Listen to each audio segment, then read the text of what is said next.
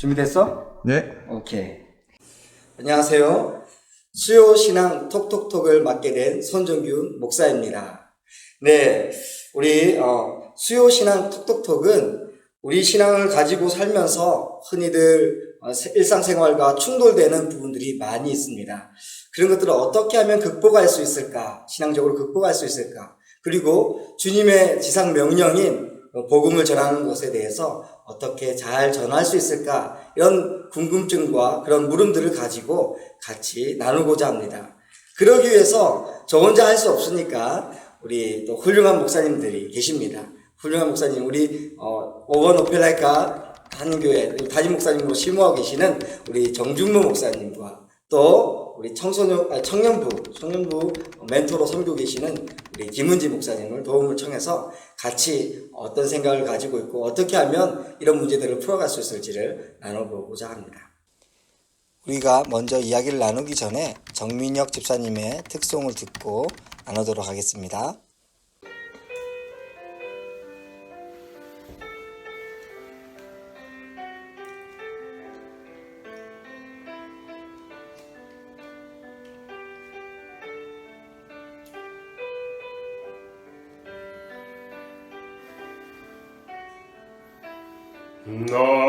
낮은 해처럼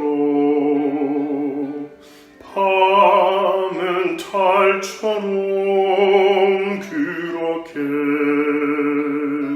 살 순 없을까?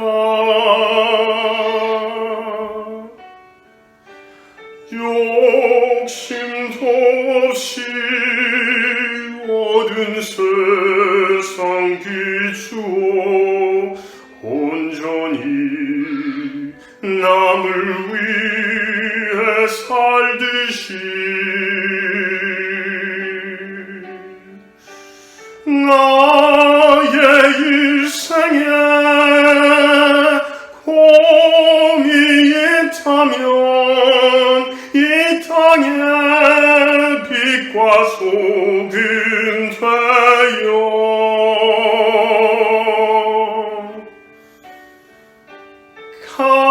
가난한 영혼 지친 영혼을 주님께 인도하고픈데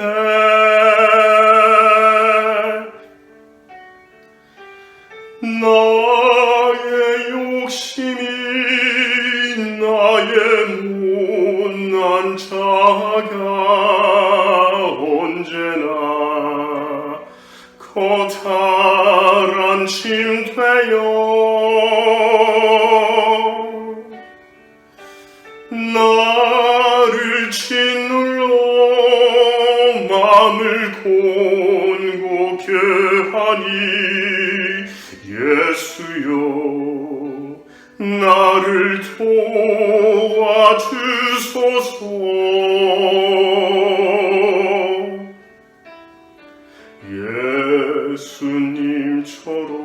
예수님처럼 바울처럼 그렇게 살 순 없을까? 남을 위하여 당신들의 온몸을 온전히 버리셨던 것처럼 주의 사랑이 베푸는 사랑 값없이 그저 주는 사랑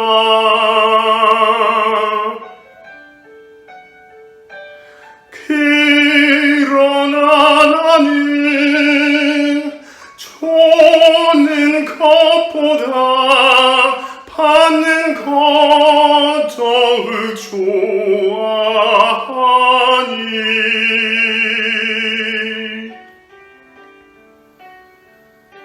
나의 입술은 닮은 듯하나 내 맘을 아직도 추하여 받을 사랑만 계수하고 있으니 예수여 나를 도와주소서.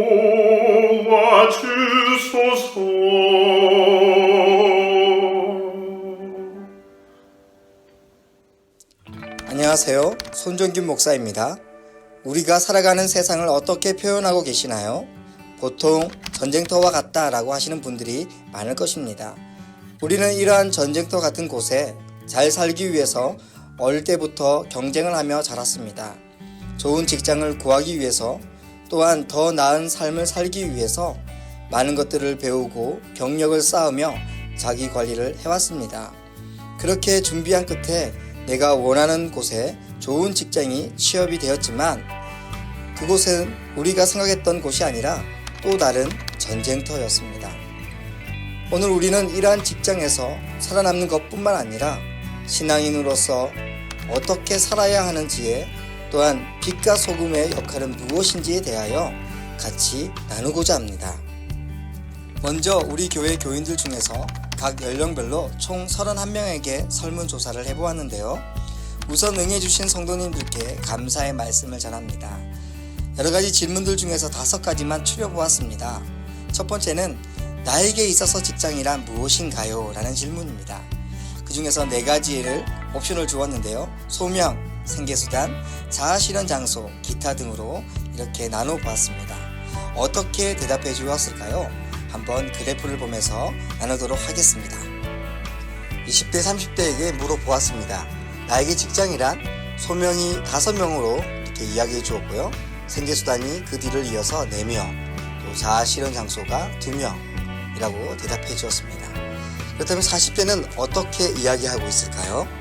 40대는 소명이라는 것보다 생계수단이 6명으로 압도적으로 많았습니다. 현실적인 문제에 직면한 것이겠죠. 그리고 자아실현 장소가 1명 정도 있고 여러가지 의견들이 기타로 2명 있습니다. 50대 이상은 어떻게 대답하고 있을까요?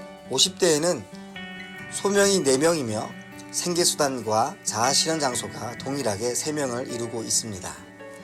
네, 그래서 통합적으로 본다면 생계수단이 45%, 그리고 그 뒤를 이어서 소명이 29%, 자아실현 장소가 19%, 기타가 6%를 이루고 있습니다. 두 번째는 직장생활에서 어려운 점은 무엇인가요? 라는 질문입니다. 이번에는 힘들지 않다, 체력에 문제가 있다, 대인의 관계, 기타 등으로 기본 바탕을 나누어 보았습니다. 20대, 30대는 어떤 이야기가 있을까요? 대인의 관계가 눈에 확 띄네요. 7명이 되어 있고 역시나 체력이 좋은지라 체력에 문제는 없다, 이렇게 대답해 주었습니다. 40대에서는 마찬가지로 대인의 관계에 문제가 있다, 5명이 응답해 주었고, 또 체력의 문제와 힘들지 않다, 이런 것들이 반반으로 나눠져 있습니다. 또 50대 이상은 대인의 관계 역시 대인의 문제가 있다라고 얘기하시고 체력의 문제가 있다라고 대답해 주었습니다. 또한 통합적인 결과입니다. 대인의 관계 54%, 그리고 체력의 문제가 19%, 힘들지 않다가 12%, 기타에 또 12%가 대답해 주었습니다. 세 번째는 예수님이 말씀하신 빛과 소금이 나에게 어떻게 다가오는지 그 느낌에 대해서 물어보았는데요. 말씀과 찬양, 희망사항, 제자의 삶, 기타 등으로 구성해 보았습니다. 20대, 30대에서는 제자의 삶이라고 15명이 확연하게 이렇게 말씀해 주셨네요. 네, 그리고 40대에서는 8명이 희망사항이다, 현실 불가능이다 라고 그렇게 응답해 주었네요. 씁쓸한 모습입니다. 50대 이상은 제자의 삶이 7명이고 희망사항도 1분 정도 계시고 말씀과 찬양이 3명이다 라고 말씀해 주셨습니다. 통합적인 결과입니다.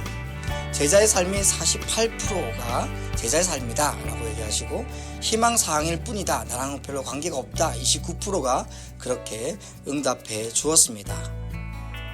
네 번째는 크리스천으로 직장생활에서 사명을 감당하기 힘든 이유에 대하여 물어보았습니다. 이번엔 5가지 예시를 두었는데요. 변화가 안 됨, 손해를 보는 느낌이야, 생각의 차이, 과중한 업무, 기타 등으로 나누어 보았습니다. 20대 30대에는 손해를 보는 느낌이 6명으로 압도적으로 많았고요. 또 생각의 차이가 2명 정도가 있었습니다. 그리고 40대에서는 변화가 안 되는 모습으로 인해서 사명이 감당하기 힘들었다. 그리고 손해를 보는 느낌과 또 생각의 차이가 2명씩 있었습니다. 50대 이상에서는 생각의 차이가 7명이 있었고요. 그리고 손해를 보는 느낌이 3명, 그리고 과중한 업무가 또 1명이 있었습니다. 통합된 결과입니다. 네, 생각의 차이가 35%, 또 손해를 보는 부분이 35% 이렇게 동일하게 나타나 있습니다. 마지막으로 재밌는 질문을 해보았습니다. 크리스천으로서 나에게 주는 점수는 몇 점일까요? 라고 질문해 보았는데요. 8점 이상, 7점, 6점, 5점 이하 이렇게 4가지로 구성을 해보았습니다. 6점이 29%로 자기에게 주는 점수 중에서 제일 높게 반응을 보였고요. 그리고 8점 이상이다, 그리고 5점 이하다가 동일하게 25%를 차지하고 있고 7점이 16%를 차지하였습니다. 네, 영상을 잘 보셨나요? 영상 속에서 나오는 그래프를 볼 때 우리는 참 힘든 세상을 살고 있구나 라는 그런 생각이 들었습니다. 그리고 질문을 갖게 되었습니다. 첫 번째 질문입니다. 저희가 직장 생활에서 경험하는 어려움들 가운데 힘들게 하는 상사나 동료 직원들과의 관계성에서 오는 차별이나 비합리적인 업무 때문에 힘들 때가 있습니다. 이러한 경우 크리스천으로서 이들에게 어떻게 대하여야 할까요? 두 분의 목사님께 물어보았습니다. 이 난해한 질문에 대해서 제가 적절한 그 대답이나 조언을 줄 수 있을지 모르겠어요. 여러분이 아시는 것처럼 저는 일반 직장에서 근무한 적이 없잖아요. 예전에 제가 군목으로 군대에서 4년간 봉사한 적이 근무한 적이 있는데 뭐 그때도 군인으로서라기보다는 목회자로서 일을 했기 때문에 일반 직장이라고 할 수 없고요. 또 미국에 와서 제가 잠시 세인트루이스에서 살 때 2달 정도 옷가게에서 일한 적이 있는데 그때도 뭐 사장하고 둘이 있었기 때문에 어떤 인간관계에 문제가 있었던 것 같지 않습니다. 그래서 저보다는 아마 좀 이따가 김 목사님이 더 실질적인 얘기를 더 해주시지 않을까 그런 생각을 합니다. 저는 이제 성경적인 입장에서 몇 가지만 생각을 해본다면은 직장이나 뭐 가정이나 어디나 인간관계에서 문제가 생기는 것을 너무 이상하게 생각할 필요는 없다라는 것입니다. 직장 생활하다 보면 당연히 상사나 또는 동료나 아랫사람들과 어떤 관계 어려움이 생길 수 있는 것이죠. 굉장히 자연스러운 것이라고 생각을 합니다. 성경에도 보면은 아브라함과 조카 롯 사이에서도 갈등이 일어났었고 또 사울왕과 다윗 사이에서는 아주 심각한 갈등이 있었죠. 그래서 여러분 직장 생활하다가 어떤 관계 문제가 생길 때 그 문제를 너무 심각하게 바라보기보다는 자연스러운 일이다 이렇게 보는 것이 좋지 않겠나 생각을 하고요. 그 다음에 두 번째로 그 태도에 있어서 우리가 조심해야 된다고 생각합니다. 많은 경우 관계 문제에 있어서는 그 태도의 문제인 것 같아요. 가능하면 공손하고 겸손하고 온유한 그런 태도가 필요하다고 생각을 합니다. 항상 예스만 할 수 없잖아요. 윗사람이 시키는 일도 노를 해야 될 때도 있는데 그때에도 어떤 태도를 가지고 대답을 하느냐에 따라서 다르다고 생각합니다. 성경에도 유순한 대답이 분노를 멈추게 한다 그런 말씀이 있죠. 그리고 또 하나 우리가 신앙인이기 때문에 관계에 문제가 생길 때 그 문제도 하나님 앞에 가지고 나가서 기도해야 되는 기도의 제목이라고 생각해요. 혼자 고민하고 아파하기보다는 하나님도 우리의 문제를 아시기 때문에 그 직장에서의 관계 문제를 가지고 하나님 앞에 기도할 수 있는 것입니다. 그리고 한 가지 더 생각해 보자면은 나보다 더 먼저 경험이 있는 선배들, 인생 선배들이 있다는 것입니다. 교회 안에도 있을 수 있고요. 또 주변에도 찾으면 얼마든지 멘토 역할을 해줄 수 있는 분들이 있기 때문에 혼자 고민하기보다는 상담을 통해서 문제를 해결하는 것도 좋지 않겠나 이런 생각을 해봅니다. 우리 김 목사님도 재밌게 아마 실질적으로 얘기해 주실 것 같습니다. 우리 정 목사님께서 너무너무 좋은 이야기를 많이 해주셔서 사실 저는 그렇게 많은 이야기를 하지 않아도 될 것 같습니다. 목사님 말씀해 주신 것처럼 정말 사람이 살아가는데 사람이 모인 곳에서는 언제나 이런 문제들이 자연스럽게 나오는 것 같습니다. 저도 최근에도 새로운 직장에 갔는데 점심시간에 기도하는 문제로 어려움을 겪는, 또 어떤 신분 문제나 혹은 성적인 문제로 또 어려움을 겪는 사람들을 만나보았습니다. 아마 여러분들도 이런 사람 외에도 또 일을 여러 가지로 만드는, 또 규모 있게 일을 진행하지 않는 이런 상사라든지, 또 좀 특이한 동료 직원을 만나면서 많은 어려움을 겪는, 또 갈등을 겪는 분들이 많이 있을 것 같은데요. 제가 먼저 말씀드리고 싶은 것은 그것을 맞고 틀리는 이슈로 내 입장에서 보면은 나는 맞고 내가 생각하기에는 맞는데 저 사람은 너무나 틀리다, 이렇게 맞고 틀린 옳고 그른 문제로 접근을 하면은 더 많은 오해와 갈등과 마음의 벽이 생기는 것 같습니다. 그보다는 이 사람이 좀 다르다, 좀 다르지 않는가, 이렇게 이해하기 시작하면은 좀 더 상황을 객관적으로 보고 어떻게 대처하는지, 또 상대방을 이해하는 방법이 생기는 것 같습니다. 우리가 지피지기는 백전백승이라 그런 말씀도 있지 않습니까? 그런 것처럼 우리가 상대방을 좀 더 객관적으로 보기 위해서는 뭔가 다른 것을 기준으로 보는 것이 좋을 것 같습니다. 예를 들어서 강아지는 너무나 반가우면 꼬리를 막 흔드는데요. 반대로 고양이들이 꼬리를 들고 흔들 때는 그 상대방을 공격하는, 상대방을 싫어할 때 그런 신호를 보낸다고 합니다. 그러니까 강아지와 고양이가 서로 사이가 안 좋은 이유가 바로 그것입니다.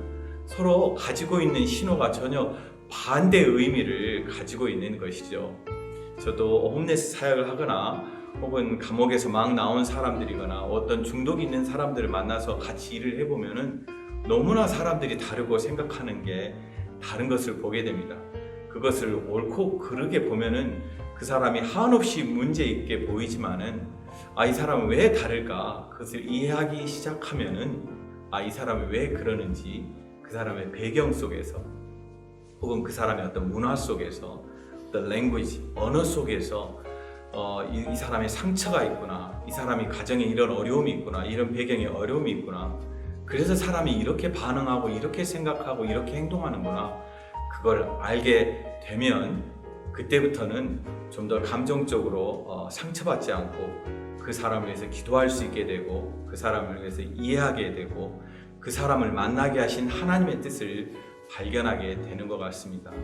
다윗이 했던 말이 있죠. 자기를 저주하는 시므이를 향해서 자기 부하가 가서 죽여버릴까요? 그렇게 이야기하니까 다윗이 그때 이렇게 말합니다.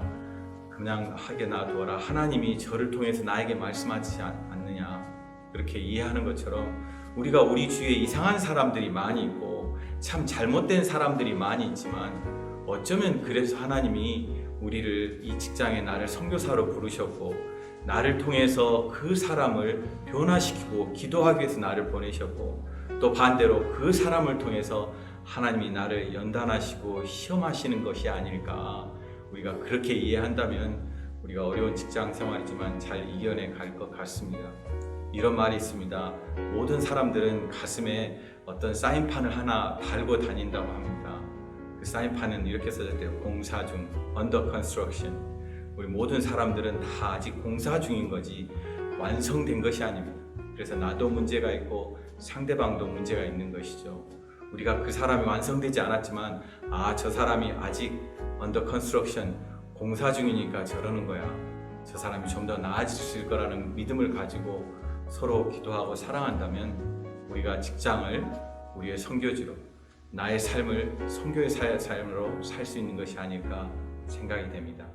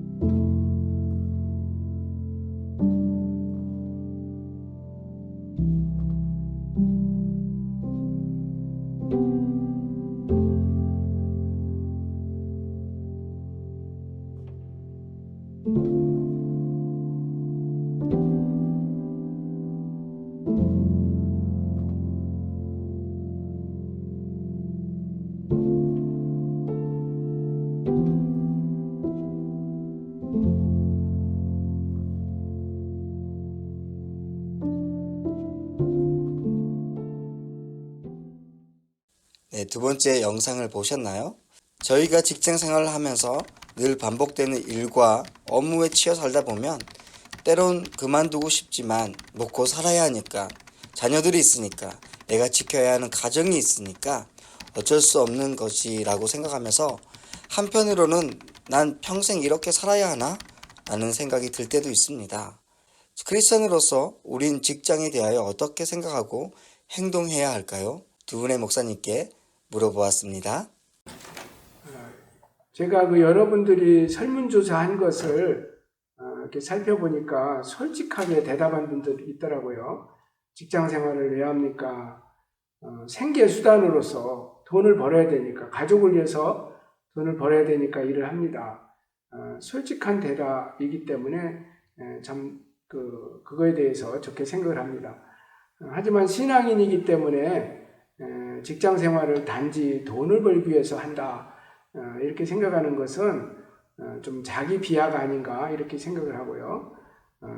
이 직장도 하나님께서 우리에게 주신 아주 중요한 소명의 장소다 하는 것을 우리가 깨달아야 한다는 것이죠.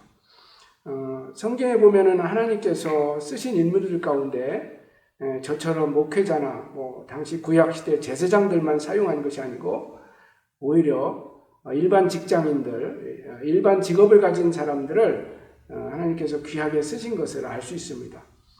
우리가 잘 아는 모세라든지 여호수아, 다윗과 같은 사람은 제사장이 아니었죠. 목회자가 아니었습니다. 우리 구주 예수님도 직업적으로 본다면 목수였습니다. 그러니까 일반 직장이 어떤 돈벌이 수단으로서 하는 것만이 아니라 그 직장을 통해서도 하나님께서 우리에게 불러주신 어떤 사명, 그 소명을 이루는 곳이 된다라는 것입니다. 여러분이 잘 아시는 것처럼 예수님께서 산상수훈에서 이제 중요한 말씀을 해주셨습니다. 빛과 소금에 관한 말씀이죠. 예수님이 믿는 사람들을 향해서 너희는 세상의 빛이다, 세상의 소금이다, 그렇게 말씀하셨어요. 이 말씀의 의미를 잠깐 생각해 보고 싶습니다. 그냥 너희는 빛이다, 소금이다 라고 하지 않고 세상의 빛이다, 세상의 소금이다, 그렇게 말씀하셨어요. 그러니까 크리스찬은 세상과의 관계성 속에서 살 수밖에 없다는 것이죠. 그러니까 세상을 떠나서 어디로 가는 것이 아니라 세상 속에서 빛과 소금의 역할을 해야 되는 것입니다. 그리고 그 말씀 가운데 우리 크리스찬의 어떤 책임감에 대해서도 말씀해주고 있습니다. 빛이나 소금은 많은 양이 아니어도 적은 양이어도 어둠을 밝히고, 또 소금 같은 경우는 적은 양으로 음식의 부패를 막아주고 또 맛을 내는 역할을 합니다. 크리스찬들이 아마 여러분 직장에서 소수일지 모르지만 아주 중요한 역할을 하고 있는 것이죠. 그리고 어떻게 그러면 소금의 역할과 빛의 역할을 할 수 있을까? 예수님께서 그 말씀 가운데서 분명히 가르쳐 주셨습니다. 너희의 착한 행실을 통해서 다른 사람들로 하여금 하나님께 영광을 돌리게 하라. 그러니까 우리 믿는 사람들이 직장에서 믿지 않는 사람들보다 훨씬 더 착해야 되고 훨씬 더 근면해야 되고 성실해야 되는 이유가 거기에 있는 것이죠. 우리가 그렇게 일할 때 다른 사람들이 그것을 보고 하나님께 영광을 돌리는 것입니다. 그 주님의 말씀을 잘 생각해 보면 우리가 하나님께 영광을 돌리는 것이 아니라 우리가 착한 일을 하면 다른 사람들이 우리의 그런 삶을 보고 하나님께 영광을 돌린다는 것이에요. 그러니까 여러분들이 직장에서 어떤 단지 생계수단으로서 다니는 것이 아니라 거기에서 하나님이 주신 어떤 소명을 이루어갈 때 여러분을 통해서 다른 사람들이 하나님을 만날 수가 있고 또 하나님께 영광을 돌리는 그런 일이 일어난다는 것입니다. 우리 김 목사님 얘기도 좀 듣고 싶은데요. 우리 김 목사님은 더 실질적인 얘기를 해주실 것 같아요. 하나님께서 성경에 보면은 작은 일에 충성하는 사람에게 큰 일을 맡겨주신다고 했습니다.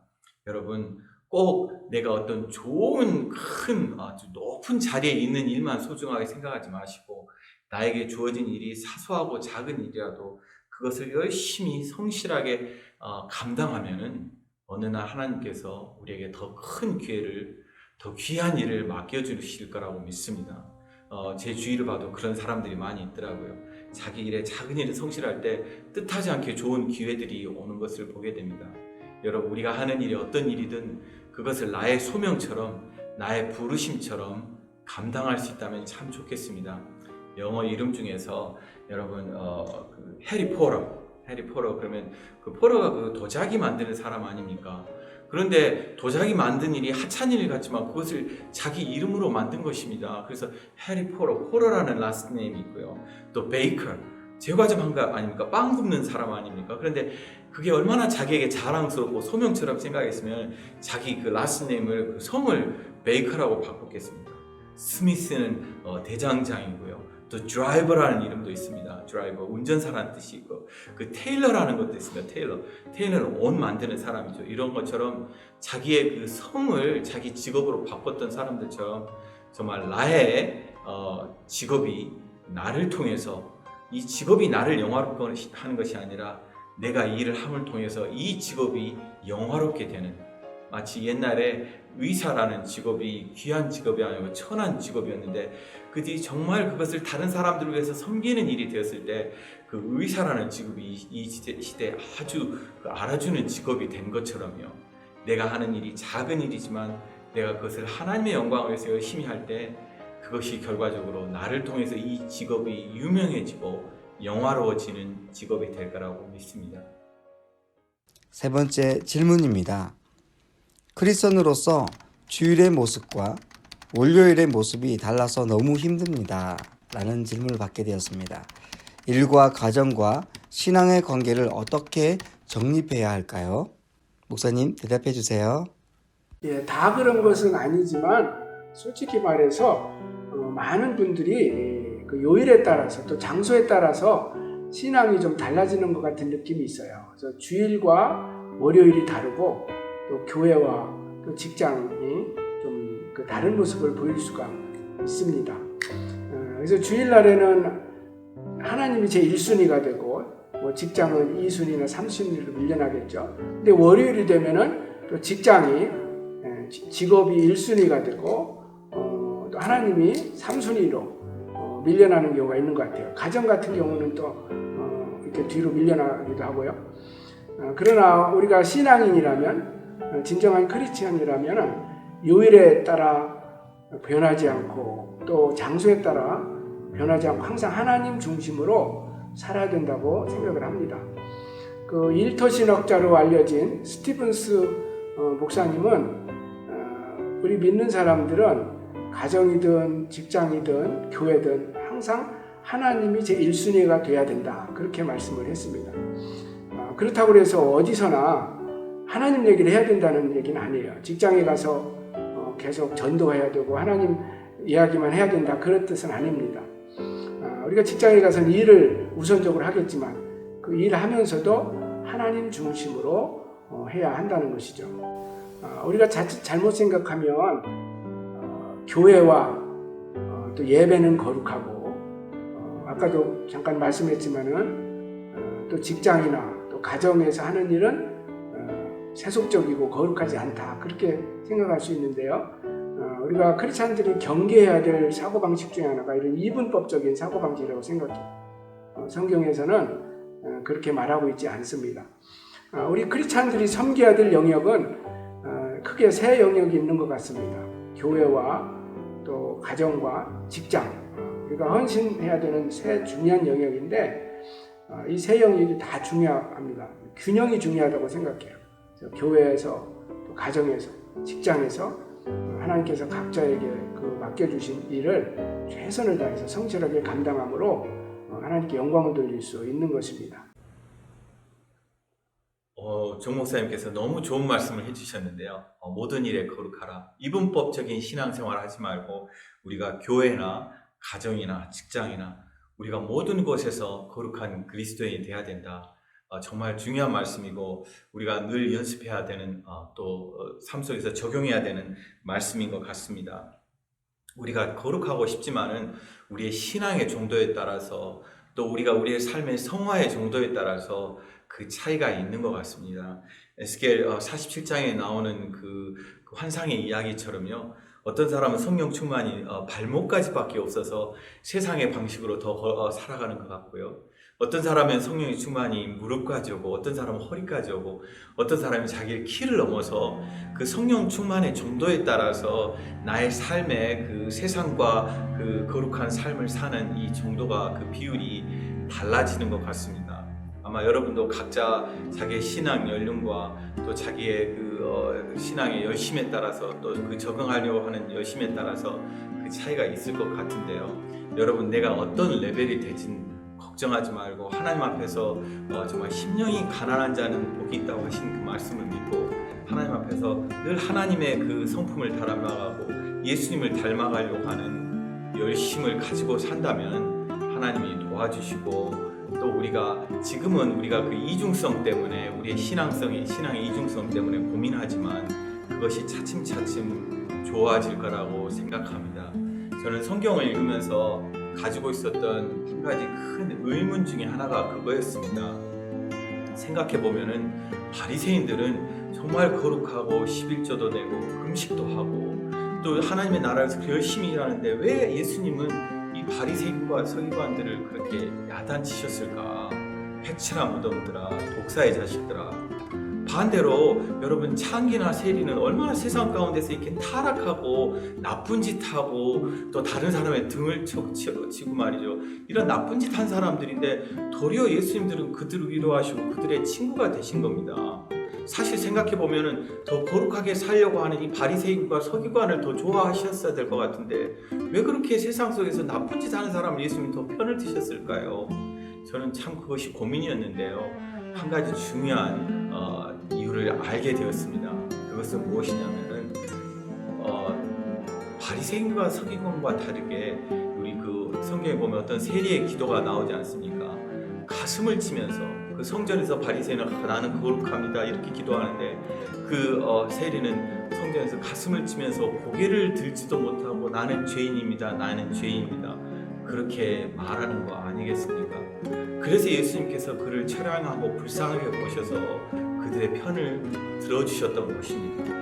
이 말을 우리가 바꿔 말하면 우리가 이중성 속에 살고 때로는 내가 신앙인처럼 살고 싶지만 우리가 월요일, 화요일, 수요일 삶 속에서 너무나 내가 함량 부족한 함량 미달의 그리스도인처럼 산다 할지라도 우리 마음에 우리가 바리새인처럼 내가 거룩하다고 생각하지 않고 때로는 내가 넘어지고 실수하지만 나의 이중성 가운데서 가슴을 치면서 주님 나는 죄인입니다 나를 불쌍히 여기시라고 기도한다면 여전히 예수님께서 손을 내미셔서 우리를 도와주신다고 생각합니다. 여러분, 우리의 이중성 가운데 나의 성령 충만함이 혹은 발목까지 되지 않고 혹은 내 무릎밖에 차지 않는다 할지라도 여러분 혹시나 좌절하지 마시고 힘 빠져 하지 마시고 끝까지 주님께 손을 내밀면서 나에게 이 가난함을 주신 주님, 제가 더 주님 닮겠습니다. 저의 손을 잡아주십시오. 그렇게 기도한다면 우리가 어느 날 우리의 이중성을 조금씩 줄여가면서 오늘 정 목사님 말씀하신 것처럼 온전한 거룩함을 우리의 삶 전체에 얻을 수 있지 않을까 그런 생각이 듭니다. 오늘 우리가 김 목사님과 또 제가 이렇게 몇 가지 중요한 직장과 관련된 질문들 가지고 함께 말씀을 나눴는데요. 이제 마지막으로 제가 잠깐 마무리를 하려고 합니다. 오늘 첫 번째로 하는 수요일 밤 톡톡톡 주제가 먼데이 크리스찬이잖아요.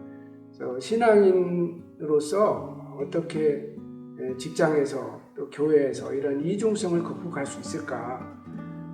또 주일이나 월요일이나 변함없이 크리스찬으로 살 수 있을까? 그 문제에 대해서 잠깐 얘기를 하려고 합니다. 우리가 그렇게 신앙의 이중성을 갖지 않고 일관된 신앙생활을 하려면은 세 가지를 기억해야 된다고 생각해요. 첫째가 그리스도인 직업인으로서 분명한 정체성을 가져야 된다고 생각합니다. 종교개혁자 루터가 만인 제사장설을 얘기했습니다. 그러니까 목회자만 제사장이 아니라 오늘 신약시대에는 모든 사람, 모든 크리스찬이 다 제사장 역할을 해야 된다는 것이죠. 목회자 같은 경우는 교회에서 주로 사역하지만 여러분들은 직장에서 세상 역할을 해야 하는 것입니다. 그런 정체성을 분명히 가지고 직장 생활을 해야 된다고 생각하고요. 그 다음에 두 번째로 이제 생각을 해봐야 되는 것은 언제 어디서나 코람데오의 신앙 생활을 해야 된다는 것입니다. 코람데오 뜻 아시죠? 라틴어로 하나님 앞에서 우리가 하나님 앞에서 산다는 것을 늘 명심해야 된다는 것이죠. 교회에서만 하나님 앞에서 우리가 신앙생활하는 것이 아니라 직장에 갔을 때도 가정에서도 하나님 앞에서 우리가 살고 있다는 것입니다. 성경의 인물 가운데 가장 예수님을 닮은 인물로 우리가 요셉을 꼽을 수가 있죠. 요셉이 어떻게 그렇게 훌륭한 신앙생활을 했을까? 코람데오 신앙생활을 한 것입니다. 그는 늘 하나님 앞에서 살았어요. 여러분이 아시는 것처럼 그 보디발의 집에서 일할 때 보디발의 아내로부터 유혹을 받을 때 어떻게 그가 물리쳤습니까? 창세기 39장 9절에 보면 이렇게 말합니다. 이 집에는 나보다 큰 이가 없으며 주인이 아무것도 내게 금하지 아니하였어도 금한 것은 당신뿐이니 당신은 그의 아내임이라. 그런즉 내가 어찌 이 큰 악을 행하여 하나님께 죄를 지으리까. 요셉은 그 집에 아무도 없었지만 보는 사람은 없었어요. 그러나 하나님이 보시고 계시다는 것을 알았던 것이죠. 하나님 앞에서 어떻게 범죄할 수 있는가? 그렇게 말한 것입니다. 세 번째로 우리가 신앙의 이중성을 갖지 않고 일관된 신앙생활을 하려면은 항상 예수님께 붙어있는 신앙생활을 해야 됩니다. 예수님과 조금이라도 멀어지면 우리도 넘어질 수밖에 없는 것입니다. 예수님의 비유 가운데 유명한 비유 중에 하나가 포도나무 비유죠. 요한복음 15장에 나옵니다. 그 중에 5절에 보면 이런 말씀이 나옵니다. 나는 포도나무요 너희는 가지라. 그가 내 안에 내가 그 안에 거하면 사람이 열매를 많이 맺나니 나를 떠나서는 너희가 아무것도 할 수 없습니다. 여러분 이 비유의 핵심이 뭡니까? 가지는 나무에 붙어 있어야 된다는 것이죠. 떨어졌다 붙었다 해서는 안 된다는 거죠. 항상 붙어 있어야 된다는 것이죠. 우리 크리스찬들은 주일에만 예수님께 붙어 있고 월요일부터 토요일까지는 떨어져 있고 그게 아니라는 항상 예수님 안에 있어야 돼요. 우리가 예수님 안에 예수님 우리 안에 있을 때 우리는 열매 맺는 그런 신앙생활을 할 수 있다는 것이죠. 제가 목회자로서 또 이 교회 담임 목사로서 어떤 꿈이 있다면 소망이 있다면 이곳에서 신앙생활하며 직장생활하는 여러분들이 어떤 교회에서만 빛을 발하는 신자가 아니라 직장에서도 빛을 발하는 진정한 크리스찬들이 되는 것입니다.